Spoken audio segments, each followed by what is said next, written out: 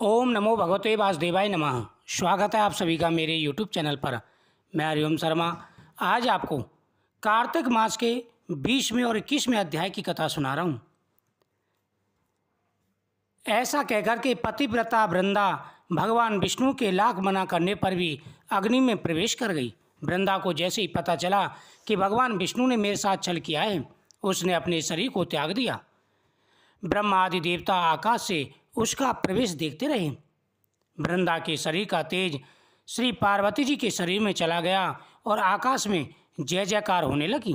पतिव्रता धर्म के प्रभाव से वृंदा ने मुक्ति को प्राप्त किया।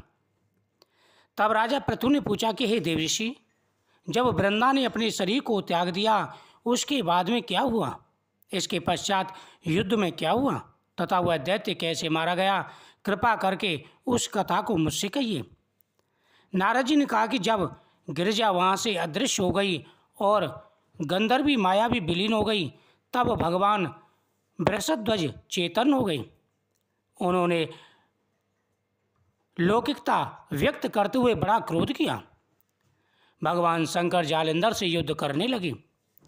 जालंधर भगवान शंकर के बाणों को काटने लगा, परंतु जब काट ना सका तो उसने माया की पार्वती बनाकर अपने रथ से बांध ली, जो कि विलाप कर रही थी। अब जालंधर ने देखा कि मेरी शक्ति घट रही है, क्योंकि वृंदा अदृश्य हो चुकी थी। वृंदा ने शरीर त्याग दिया था और जालंधर की शक्ति वृंदा से थी। वृंदा पतिव्रता थी और वह भगवान कृष्ण का जाप कर रही थी। उससे जालंधर अवध्य था, वह मारा नहीं जा रहा था। भगवान शिव ने अनेकों प्रयास किए लेकिन जालंधर नहीं मरा। जैसे ही वृंदा अदृश्य हुई, उसने अपने शरीर को त्यागा। जालंधर कमजोर पड़ने लगा और भगवान शिव के आए हुए बाणों को वह नहीं काट सका। तो उसने अपनी माया रची और माया से पार्वती का निर्माण किया। वह पार्वती जालंधर के रथ पर बैठ कर के रोने लगी। तब अपनी प्रिय पार्वती को इस तरह कष्ट में पड़ा देख के लौकिक लीला दिखाते हुए शंकर जी संसारिक जनों की तरह व्याकुल हो गए और उन्होंने अग्निपुंज की तरह भयंकर रौद्र रूप धारण किया। उनके रौद्र रूप को देखकर कोई भी दैत्य उनके सामने खड़ा होने में समर्थ ना हो सका। यहाँ तक कि शुंभ निशुंभ भी युद्ध में स्थित होने को समर्थ ना हो सके। जालंधर की सारी माया क्षण भर में नष्ट हो गई। युद्ध में चारों ओर हाहाकार होने लगा। जैसे माता पार्वती के आंखों से आंसू निकले, भगवान शंकर को क्रोध आ गया। वह सब कुछ जानते थे, लेकिन लीला थी उनकी।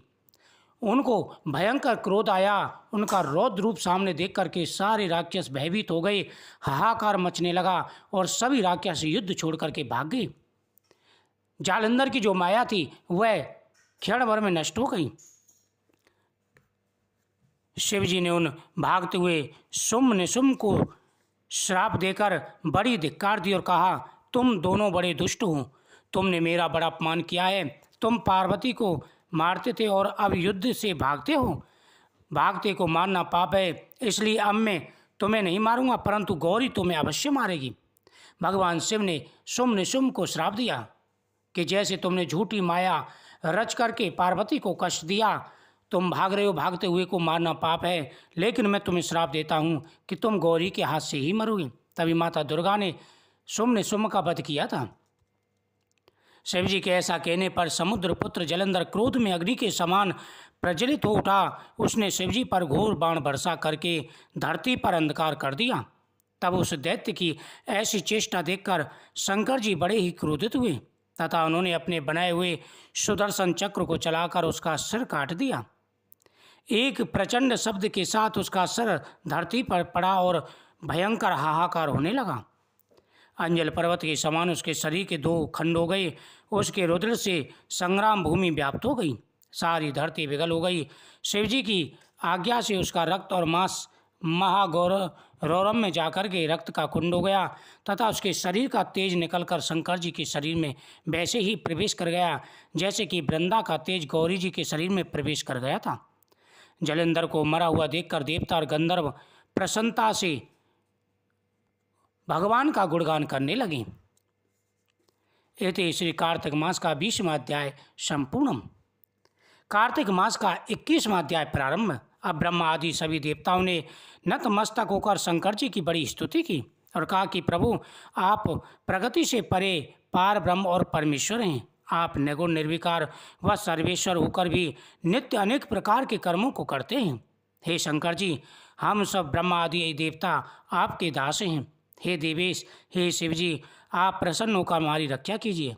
हे नाथ, हम आपकी प्रजा हैं तथा सदा आपकी शरण में रहना चाहते हैं। राजा पृथु से नारद जी कहते हैं, जब इसी प्रकार ब्रह्मा आदि सब देवताओं और मुनियों ने शिवजी की अनेक प्रकार से स्तुति करके उनके चरण कमलों का ध्यान किया, तब उसे सुन देवताओं को वर देकर शिवजी वहीं पर अंतर्ध्यान हो गए। तत्पश्चात शिवजी का यश गाते हुए सब देवता प्रसन्न होकर अपने अपने स्थान को चले गए। महेश ज्ञान से जालंधर का यह युद्ध चरित्र बड़ा पुण्यप्रद और सब पापों का नाश करने वाला है। यह सब सुखदायक और महेश को भी आनंददायक है। जो इन दोनों आख्यानों को पढ़ेगा और सुनेगा वह सुखों को भोगकर अंत में अमर पद को प्राप्त होगा। वीडियो को शेयर करें, चैनल को सब्सक्राइब करें। जय श्री कृष्ण।